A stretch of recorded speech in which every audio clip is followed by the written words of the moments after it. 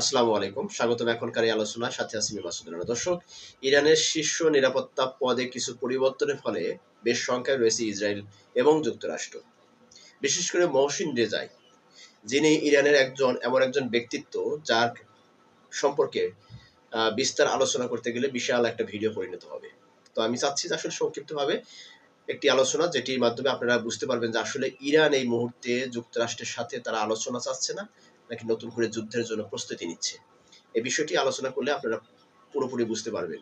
সেই সাথে, সাথে আরেকটি বিষয় আমি আপনাদের কাছে শেয়ার করে রাখছি। সেটি হচ্ছে যে ইতিমধ্যে যুক্তরাষ্ট্রের যে বিভিন্ন ডেমোক্রেটেড আ সিনেটররা আছে, সেই সিনেটররা ইতিমধ্যে যে যুক্তরাষ্ট্রের যে ইরান যুদ্ধে তাদের যে বর্তমান পরিস্থিতি বা অবস্থান বা পরিকল্পনা, এটাকে সম্পূর্ণ ভিত্তিহীন এবং সম্পূর্ণ নাকচ করে দিচ্ছেন। কারণ ট্রাম্পের সিদ্ধান্ত আগামী দিনে যুক্তরাষ্ট্রকে আরো বিপদের দিকে ধাবিত করছে, সেটারই ইঙ্গিত তারা দিচ্ছেন। তো সেই সাথে, সাথে আজকে হরমুজ প্রণালীতে আবার নতুন করে ট্রাম্প দাবি করছেন যে হরমুজ প্রণালীর নিয়ন্ত্রণ নাকি তাদের হাতে। আসলে এই দাবি কতটুকু যুক্তিসঙ্গত? এই সমস্ত বিষয়গুলো নিয়ে আজকে ভিডিওতে বিস্তারিত আলোচনা করব। দর্শক সাথে থাকবেন, আশা করি ভিডিওটা ভালো লাগবে। আপনাদের কাছে ভালো লাগলে লাইক দিবেন এবং মন্তব্য থাকলে কমেন্টস করবেন। সেই সাথে, সাথে চ্যানেলে যারা নতুন দয়া করে চ্যানেলটাকে সাবস্ক্রাইব করে পাশে থাকা বেল আইকন চেপে রাখবেন। চলুন আমরা মূল আলোচনায় যাই। যেটি আমরা বলতেছিলাম যে ইরানের সর্বোচ্চ কিছু নিরাপত্তা পরিষদে বা পদে পরিবর্তনের ফলে ইতিমধ্যে খুব সংখ্যায় রয়েছে ইসরায়েল তথা যুক্তরাষ্ট্র। বিশেষ করে মহসিন রেজাই যে ব্যক্তির কথা বলতেছিলাম। ইরানের সর্বোচ্চ নেতা মোস্তফা আলী খামেনির দপ্তরে যে দেশটি যে ব্যাপক পরিবর্তন, বেশ কিছু নিয়োগ পরিবর্তন করা হয়েছে। এর মধ্যে সাবেক ইসলামিক রেভলিউশনারি গার্ড কর্পসের অর্থাৎ আইআরজিসির যে প্রধান ছিলেন মহসিন রেজাই, তাকে এখন দেশটির ন্যাশনাল সিকিউরিটি কাউন্সিলের সচিব এবং সর্বোচ্চ নেতার প্রতিনিধি করা হয়েছে। তার এই নিয়োগে ঘিরেই ইতিমধ্যেই ইসরায়েল বিরোধী যেটা বলতেছিলাম যে ইসরায়েল জুড়ে প্রত্যেকের ভিতরে এখন নতুন করে আশঙ্কা তৈরি হচ্ছে যে আসলে কেন এরকম পরিবর্তন করা হলো। দেখেন, মহসিন রেজাই হচ্ছে এমন একজন ব্যক্তি যিনি দীর্ঘ ১৬ বছর আইআরজিসির প্রধান হিসেবে দায়িত্ব পালন করেছেন এবং সবচেয়ে আর একটা গুরুত্বপূর্ণ পদে ছিলেন তিনি যখন ইরাক এবং ইরানের মধ্যে যখন যুদ্ধ চলাকালীন সময় তিনি ৩ বাহিনীর চিফ ছিলেন। তিনি তার অবস্থানে থেকে তখনকার সময় কিন্তু ইরাকের সাথে যুদ্ধে কিন্তু তিনি ব্যাপকভাবে ভূমিকা পালন করেছেন। সেই ইতিহাস হয়তো আপনারা অনেকেই জানেন এবং তার যে সেই দায়িত্ব, সে সময় দায়িত্ব পালনের ইতিহাস সারা বিশ্বব্যাপী কিন্তু সে বেশ প্রশংসিত ছিল এবং যখন গতকাল দেশটির সর্বোচ্চ নিরাপত্তা পরিষদের প্রদান করা হয় তাকে, এটা ঘিরে আবারও নতুন করে তিনি আলোচনায় আসেন। কারণ তিনি বেশ কয়েকবার ইতিমধ্যে সাংবাদিকদের মাধ্যমে তিনি ইরানের যে স্পষ্ট বার্তা তিনি কিন্তু বিশ্বের কাছে তুলে ধরেছেন যে আসলে তিনি আগামীতে যে যুক্তরাষ্ট্রের কাছে কোনোভাবে মাথা নত করবে না বা করার কোনো পরিকল্পনাও নেই, বা যুক্তরাষ্ট্রের সাথে আলোচনার মধ্যে দিয়ে নিজেদেরকে ছোট করা, সেই কোনো ধরনের কোনো পদক্ষেপ তার বক্তব্যের মধ্যে কিন্তু ফুটে ওঠেনি।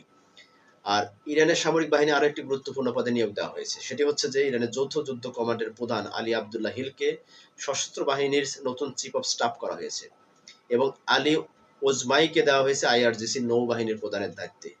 কট্টরপন্থী ব্রিগেডিয়ার জেনারেল আহমদ বাহিদিকেও আইআরজিসির কমান্ডার ইন চিফ হিসেবে নিশ্চিত করা হয়েছে। তাকে মেজর জেনারেল পদমর্যাদায় উত্তীর্ণ করা হয়েছে।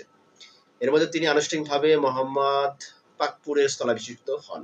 অর্থাৎ মোহাম্মদ পাকপুর তিনি গত ২৮শে ফেব্রুয়ারি আয়াতুল্লাহ আলী খামেনির সাথে তিনি কিন্তু নিহত হয়েছেন সেখানে। ফেব্রুয়ারির শেষের দিকে যুক্তরাষ্ট্র এবং ইসরায়েলের হামলায় যেটি নিহত হওয়ার ঘটনা, সেটি কিন্তু নিশ্চিত করা হয়েছে যে তিনি যখন নিহত হন তখন তার এই জায়গায় এই ব্যক্তিকে স্থলাভিষিক্ত করা হয়। বিশ্লেষকদের মতে যেসব নিয়োগের মাধ্যমে যুক্তরাষ্ট্রের সঙ্গে আলোচনা ইরানের অবস্থান নরম হওয়ার কোনো রকমের ইঙ্গিত পাওয়া যাচ্ছে না। যেটা আমি শুরুতে বললাম যে বর্তমানে যে এই যে তাদের পদবীর যে পরিবর্তন এবং ঢালাওভাবে আর সুন্দর করে সাজানোর একটা প্রক্রিয়া আমরা যেটা দেখতে পাচ্ছি যে যার জায়গা থেকে বিভিন্ন জনকে সরিয়ে আবার অন্য একজনকে সেখানে বসানো, দায়িত্বশীল ব্যক্তিদেরকে বসানোর মাধ্যমে এটাই প্রমাণ করে যে আগামীতে যুক্তরাষ্ট্রের সাথে তাদের আলোচনা যে বসবে বা আলোচনার মাধ্যমে একটা সমাধানের পথ খুঁজে বের করবে, সেই বিষয়টি কিন্তু এখনো অনিশ্চিত। বিশেষ করে বিভিন্ন যে সামরিক গবেষকরা আছে বা বিশ্লেষকরা আছে তারা মনে করছেন যে এই বিষয়ে খুবই সন্দেহ আছে যে খামেনি, বাহিদি এবং আইআরজিসি নেতৃত্বে সবাই মনে করেন যে যুক্তরাষ্ট্রের বিরুদ্ধে চালিয়ে যাওয়া কৌশলগতভাবে প্রয়োজনীয়। অর্থাৎ এখন তাদের সাথে যে সিস্টেম বা যে কৌশল তারা অবলম্বন করছে আগামী দিনে, এরা কখনোই যুক্তরাষ্ট্রের সাথে যে ওভাবে সংলাপে বসে আপোষ করা বা যুক্তরাষ্ট্রের ফাঁদে পা দেওয়া, নতুন করে যুক্তরাষ্ট্র একটা চুক্তি করলো, সেই চুক্তি ২ দিন পরে ভেঙে দিল, এইরকম কোনো সম্ভাবনা আমরা খুবই কম লক্ষ্য করতে পারছি। এবং রেজাইর আরেকটা বিষয় আমি যেটা বলতেছিলাম প্রথমে, মহসিন রেজাই দীর্ঘ সামরিক ও রাজনৈতিক তার অভিজ্ঞতা রয়েছে। দেখেন তিনি তার ব্যক্তি জীবনে কিন্তু অনেকগুলো পদ পদবীর দায়িত্ব পালন করেছে এবং যুদ্ধক্ষেত্রে তিনি একজন সফল ব্যক্তি। তো তিনি আইআরজিসি শীর্ষ পদে থাকার সময়ে সংগঠনের সাধারণ সদস্যদের মধ্যে তার একটা ভালো প্রভাব ছিল এবং এখন সেই প্রভাবটা কিন্তু তিনি কাজে লাগাচ্ছেন। আর যদি আরো বলেন যে তার দেশে আর নিয়োগের উদ্দেশ্য মনে হচ্ছে যে প্রতিষ্ঠানের ভিতরে সংহতি আরো জোরালো করা এবং সংগঠনের উপর নেতৃত্বের নিয়ন্ত্রণ শক্ত করা এবং এমন এক অভিজ্ঞ ব্যক্তির দক্ষতা কাজে লাগানো যিনি আইআরজিসি কে আজকের সামরিক ও রাজনৈতিক প্রতিষ্ঠানের রূপ নেওয়ার ক্ষেত্রে গুরুত্বপূর্ণ ভূমিকা রেখেছেন। আমরা যেটা জানি যে এই ৭১ বয়সী রেজাই যুক্তরাষ্ট্রের সঙ্গে সমঝোতার ব্যাপারে দীর্ঘদিন ধরে কঠোর অবস্থানে রয়েছেন। ২১ থেকে ২৪ সাল পর্যন্ত ইব্রাহিম রাইসির প্রেসিডেন্ট থাকাকালীন সময় তাকে অর্থনৈতিক বিভিন্ন বিষয়ে উচ্চ পর্যায়ের সমন্বয়ের ক্ষমতা দেওয়া হয়েছিল, কিন্তু কখনো তিনি নির্বাচিত কোনো পদে দায়িত্ব পালন করতে পারেনি। এখন এটা তার ব্যর্থতা। রেজাই প্রেসিডেন্ট হিসেবেও কিন্তু তিনি বেশ কয়েকবার লড়েছেন, প্রতিদ্বন্দ্বিতা করেছে, কিন্তু সেখানে সফল হতে পারেনি তিনি। সেই জায়গা থেকে তিনি ব্যর্থ, কিন্তু তার যুদ্ধক্ষেত্রে তার সফলতা রয়েছে। যাই হোক, তার আজকের যে সকল বিষয় নিয়ে আজকের যে পরিবর্তন, এই পরিবর্তন নিয়ে ইতিমধ্যে বিশেষ করে রেজাইয়ের যে মহসিন রেজাই, তার যে সর্বোচ্চ তাকে নিরাপত্তা পরিষদের যে তিনি একজন প্রধান হয়েছেন, এই বিষয়টি নিয়ে কিন্তু আজকে ইসরায়েল বেশ শঙ্কিত। কারণ ইসরায়েল ভালো করে জানে যে রেজাই কে, কারণ তার যে অভিজ্ঞতা যুদ্ধক্ষেত্রে, তিনি আইআরজিসি চিফ অফ মানে কমান্ডার ছিলেন, প্রধান থাকাকালীন সময় তারা ভালো করে জানে যে আসলে রেজাই কে, এবং ইরাকের যুদ্ধে তিনি ৩ বাহিনীর প্রধানের দায়িত্ব পালন করেছেন। সব মিলিয়ে এই ব্যক্তিকে যখন আবার নতুন করে একটা দায়িত্ব দেওয়া হলো, এই জায়গা থেকে তাকে নিয়ে এখন নানান রকমের জল্পনা কল্পনা শুরু হয়ে গেছে যে আসলে আগামীতে যুক্তরাষ্ট্র তথা ইসরায়েল যে একটা সমস্যা পড়ে যাচ্ছে সেই বিষয়টি নিশ্চিত। আরেকটু বিষয়টি আমি আরেকটু পরিষ্কার করে বলছি। ইতিমধ্যে যুক্তরাষ্ট্রের যেটি ভিডিওর প্রথমে বলেছিলাম যে যুক্তরাষ্ট্রের বিভিন্ন যে সিনেটররা আছে, এই সিনেটরদের মধ্যে এখন মিশ্র বা তীব্র প্রতিক্রিয়া তারা এখন ট্রাম্পকে নিয়ে জানাচ্ছে। গতকাল আমরা দেখেছি একজন সিনেটর সেখানে বলেছেন যে ট্রাম্প ইরান যুদ্ধে ব্যর্থ এবং পরাজিত, কিন্তু এটা ট্রাম্প মেনে নিতে চাচ্ছে না। পাশাপাশি আজকে যে আরেকজন সিনেটর তিনি বলছেন যে এখানে ট্রাম্প আমাদেরকে কি করছে, আমাদেরকে 100% একটা অবৈধ যুদ্ধের সাথে আমাদেরকে জড়িয়ে ফেলছে এবং এই যুদ্ধের ফলে আমাদের যে মার্কিন নাগরিকরা আছে তারাও তাদের জীবন কিন্তু বিপন্নের দিকে যাচ্ছে। কারণ একটি কথা তিনি বলেছেন যে এই যুদ্ধের ফলে যুক্তরাষ্ট্রের প্রত্যেকটা দ্রব্যমূল্যের ঊর্ধ্বগতির কারণে জনজীবনে ব্যাপকভাবে প্রভাব পড়েছে। সাথে সাথে তিনি আরেকটা কথা বলেছেন যে আমাদের দেশের সামরিক বাহিনীর যারা সদস্যরা রয়েছে তাদের জীবনটাকে ঝুঁকির মধ্যে ফেলে দিয়েছে ট্রাম্প এই মুহূর্তে। কারণ ট্রাম্প এমন একটা অবস্থানে রয়েছে যে ইরান যুদ্ধ থেকে তিনি খুব সহজে বের হয়ে আসতে পারছেন না, বা আসার মতো কোনো পথও তিনি খুঁজে পাচ্ছেন না, যার কারণে ট্রাম্পের এখানে একটা ব্যর্থতা তিনি তুলে ধরেছেন। সেই সাথে সাথে তিনি বলেছেন যে সিদ্ধান্তহীনতা এবং সঠিক সিদ্ধান্ত নেওয়ার অভাবেই আজকে ট্রাম্পের এই পরাজয়।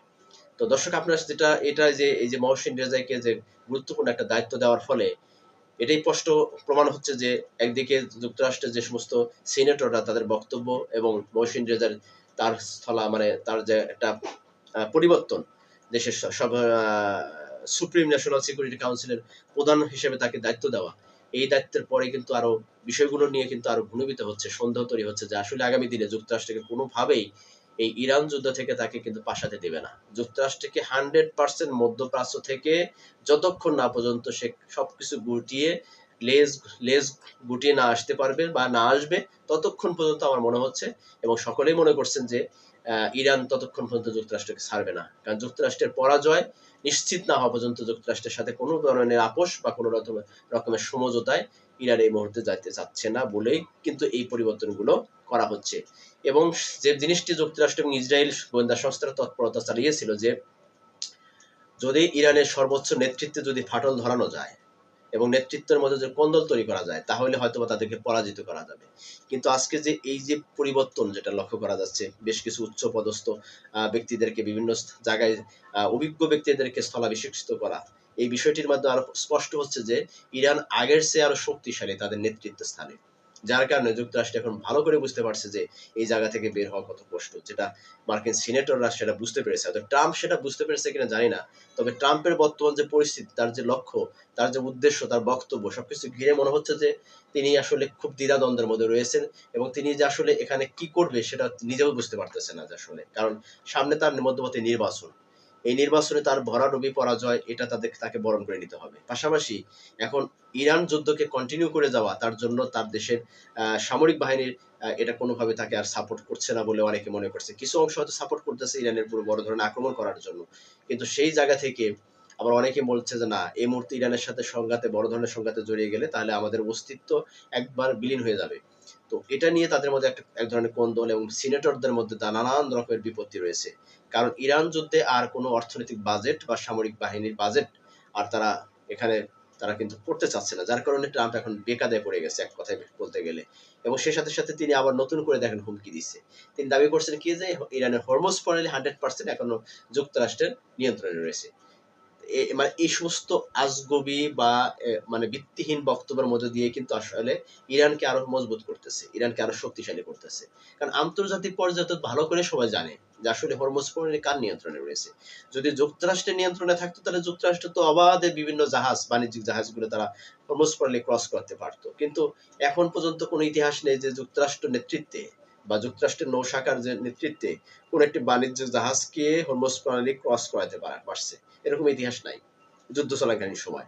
তাহলে এখানে আন্তর্জাতিক যারা যে সমস্ত দেশগুলো তারা মধ্যবর্তী মধ্য প্রাচ্যের যে সমস্ত রাজ্যগুলোর সাথে বা যে সমস্ত দেশগুলোর সাথে তারা বাণিজ্য করছে, তারা তেল সরবরাহ করতেছে যাদের কাছ থেকে, তারা তো আসলে বেকায়দায় পড়ে গেছে এখন হরমুজ প্রণালী বন্ধ থাকার কারণে। কিন্তু তাদের সাথে আসলে যুক্তরাষ্ট্রের প্রেসিডেন্ট যেভাবে বক্তব্য দিচ্ছেন, তারা তো চাইবে যে তুমি তোমার ইচ্ছা হলে, তোমার যদি ক্ষমতা থাকে তাহলে তুমি জাহাজগুলোকে ক্রস করে দাও, পার করে দাও হরমুজ প্রণালী। তুমি যদি নিয়ন্ত্রণ করে থাকো হরমুজ প্রণালী, তাহলে তুমি কেন জাহাজ পার করতে পারছো না? এই প্রশ্নগুলোর উত্তর কিভাবে দিবে ট্রাম্প? তো এই সমস্ত আজগুবি কথাবার্তা বা হুমকি দামকি দিয়ে আসলে ইরানকে কোনোভাবেই যে আর নত করাতে পারবে না এটা প্রায় নিশ্চিত। এবং এই যে পরিবর্তন, মোস্তফা কামিনীর 2 দিন আগে 3 দিন আগে তার একটা ভিডিও বের হয়েছে। সবাই কিন্তু এটাকে নিয়ে কিন্তু অনেকেই অনেকভাবে বিশ্লেষণ করার চেষ্টা করছে যে আসলে এটা সঠিক কতটুকু জানি না। তবে দীর্ঘ সময় পর, দীর্ঘদিন সময় অপেক্ষার পরে আজকে যখন মোস্তফা কামিনীর যে ভিডিওটা প্রকাশ পেয়েছে, সেই সাথে, সাথে ইরানের নেতৃত্বে আরো শক্তিশালী একটা অবস্থান তৈরি হয়েছে। এবং তাকে ঘিরে যে ইরানের ভিতরে একটা দুর্বলতা যতটুকু ছিল অন্যদের মধ্যে, বিশেষ করে যারা মনে করেছিল যে হয়তোবা মোস্তফা কামিনী বেঁচে আছে কিনা বা পুরোটাই একটা ভোগাস সাউন্ডে আসলে দেশ পরিচালনা হচ্ছে কিনা, এই ধরনের যাদের মধ্যে সন্দেহ ছিল তাদের সন্দেহটা কিন্তু দূর হয়ে গেছে। কারণ তাদের সর্বোচ্চ নেতা যখন তাদের ভিডিওর মাধ্যমে তাদের সামনে যখন প্রকাশ্যে আসছে, তখন তাদের মধ্যে কিন্তু শক্ত অবস্থান বা তাদের মধ্যে দৃঢ় একটা আত্মবিশ্বাস তাদের মধ্যে কিন্তু জন্ম নিয়েছে। যার কারণে আগের চেয়ে আরো আইআরজিসি বলেন এবং ইরানের সামরিক বাহিনীরা বলেন, তারা কিন্তু আগের চেয়ে আরো শক্তিশালী অবস্থানে এখন রয়েছেন এবং নেতৃত্ব স্থানটাও আরো মজবুত হচ্ছে। তো সব মিলিয়ে আসলে আগামী দিনে একটা জিনিসই স্পষ্ট হচ্ছে দর্শক আপনাদের কাছে, সেটা আমি পরিষ্কার করছি যে যুক্তরাষ্ট্র কোনোভাবেই ইরান যুদ্ধ থেকে বের হয়ে আসতে পারবে না, এটা মোটামুটি নিশ্চিত। এখন আপনারা কি মনে করছেন, আসলে কি সম্ভব যে কোনোভাবেই ইরানকে কোনোভাবে পরাজিত করা, বা আসলেই কি যুক্তরাষ্ট্র এখান থেকে খুব ফাঁদে পড়ে গেছে কিনা যে কোনোভাবে সেখান থেকে বের হয়ে আসতে পারছে না, অথবা যুদ্ধের নতুন কৌশল এটা কিনা, সেই বিষয়গুলো নিয়ে আপনাদের মতামত থাকলে কমেন্টস করবেন। সেই সাথে, সাথে আজকের মতো এখানেই বিদায় নিচ্ছি। এবং বিদায় নেওয়ার আগে আপনাদের কাছে রিকোয়েস্ট করবো, যারা চ্যানেলে নতুন, দয়া করে চ্যানেলটাকে সাবস্ক্রাইব করে পাশে থাকা বেল আইকন চেপে রাখবেন এবং ভিডিও সম্পর্কে আপনাদের মতামত থাকলে কমেন্টস করবেন। ভালো লাগলে লাইক দিবেন, ভালো না লাগলে ডিসলাইক দিয়ে বের হয়ে যাবেন। ধন্যবাদ সকলকে। আল্লাহ হাফেজ। আসসালামু আলাইকুম ওয়া রাহমাতুল্লাহি ওয়া বারাকাতুহু।